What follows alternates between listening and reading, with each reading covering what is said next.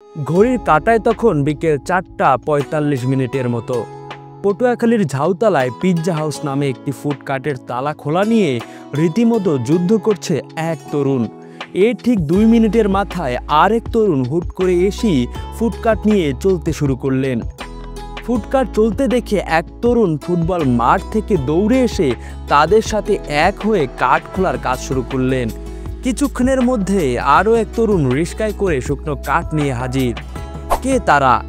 এরা পটুয়াখালীর ঝাউতলার ৫ graduate পিৎজাওয়ালা। Pizza নাম শুনলেই চোখের সামনে ভেসে আসে গরম নরম চিজ টানাটানি, মাশরুম, ক্যাপসিকাম, টমেটো সসের মিশলে মুখরোচ খাবার। ছোট বড় সবার কাছেই অত্যন্ত জনপ্রিয় ফাস্টফুডটি এবার জায়গা করে নিয়েছে পটুয়াখালীবাসীর। তবে কেন তারা পড়াশোনা করে চাকরি না করে পিৎজা বিক্রি করছে? তাদের গল্পই বাকি। আর তাদের হাতে বানানো পিৎজার স্বাদ কেমন? আজ ভয়েস অফ পটুয়াখালীতে জানাবো পটুয়াখালীর গ্রাজুয়েট তরুণদের ভিন্নধর্মী উদ্যোক্তা হওয়ার কাহিনী। পিৎজাটা খুবই ভালো লাগলো, বউ নিয়ে প্রথমবার খেতে আসলাম, আর দামে কম, মানে ভালো। ফার্স্ট টাইম খেয়ে খুবই ভালো লাগলো। রেস্টুরেন্টে যেরকম পিৎজা খাই এরকমভাবে যে স্ট্রিট ফুড হিসেবে যে একটা ভালো উন্নত মানের একটা পিৎজা পাবো ভাবা ছিল না। আমরা দীর্ঘদিন একত্রে আসলে মেসের লেখাপড়া করছি, লেখাপড়ার সুবাদে আসলে একজনের সাথে আরেকজনের পরিচয়, সেখান থেকে আসলে আমাদের এটা শুরু করা, ওইখান থেকে বন্ডিংটা আমাদের আসলে শুরু। তো এরপরে হচ্ছে আমরা মাস্টার্স শেষ করলাম। মাস্টার্স শেষ করার পরে চিন্তা করলাম যে আসলে কিছু তো একটা করতে হবে, যেহেতু আমরা জীবিকার চাহিদায় অনেক কিছু অনেক করে না, এরকম একটা কিছু চিন্তা করে আসলে আমরা চিন্তা করলাম যে আসলে জব না করে নিজের কাজটা কীভাবে উদ্যোক্তা হওয়া যায়। এই উদ্যোক্তা হওয়ার আসলে থেকে আসলে আমাদের এটা শুরু। তো সেখান থেকে আমরা এটার উপরে একটা কোর্স করলাম। কোর্স করার পরে আমরা শুরু করলাম, আমাদের প্রথম শুরু হচ্ছে বরগুনা থেকে।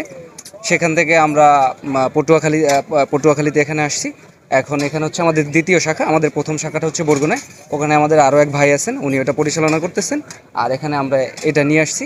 আর এখানে আমরা যারা আসি সবাই ভাই বন্ধু একত্রে, মানে কি বলে, মানে আছে না যে কাজের ফলে একটা সময় মানুষ আসলে উদ্বিগ্ন হয়ে যায়, যে প্রেশার টিয়া, এই জন্যে আমরা আসলে সবাই মিলে সম্মিলিতভাবে যে আসলে কিভাবে করা যায়, আসলে মানসিক শান্তিটা কেমনে আসলে করা যায়। আমি যার সাথে আসলে থাকতে কমফোর্টেবল ফিল করি তার সাথেই আমি থাকবো, আর এবং সেই লোকগুলোর সাথে যদি একত্রে কাজ করা যায় তাহলে তো এর চেয়ে আর কি পাওয়ার থাকতে পারে একটা মানুষের জীবনে।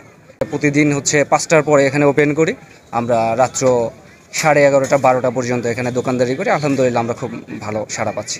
আমাদের এখানে পিৎজার আইটেমে 3টে সাইজ, 9 ইঞ্চি থেকে শুরু, 9, 10, 12, আর ভেরিয়েন্ট আছে 13টা। আর 13টা ভেরিয়েন্টের ভিতর আমরা মানে স্পেশাল রাখছি, আমাদের একটা আওয়ার স্পেশাল আছে। এরপরে রেগুলার থেকে শুরু, আসলে রেগুলার এক সিঙ্গেল লেয়ার চিজ থাকে, আর ক্যাপসিকাম থাকে, চিকেন থাকে, মাশরুম, ব্ল্যাক অলিভ। স্পেশালটা 3 লেয়ার, আর ওইটা সব কিছু এক্সট্রিম লেভেলের থাকবে। চিকেন যেটা, ওগুলা দাম 250 থেকে শুরু, যেটা রেগুলার 9 ইঞ্চি প্রাইস। এরপরে ইঞ্চি অনুযায়ী 50 টাকা বাড়ে। প্রথম যেমন 9 ইঞ্চিতে 250, 10 ইঞ্চি আবার 300, আর 12 হলো 350। এটা রেগুলার প্রাইস যেটা।